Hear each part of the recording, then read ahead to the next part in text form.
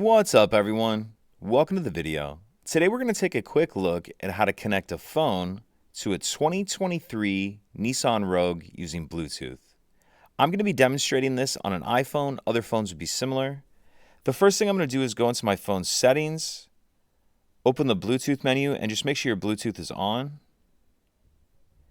Now taking a look at our center screen, I'm going to come down here and press the phone button. Now if we grab our phone under the available devices, we're waiting for it to pop up as My Rogue. You see it does there. Go ahead and click on that. Then I'm going to make sure that the PIN number on my phone matches the PIN number on my center screen. And it does. So I'll click Pair.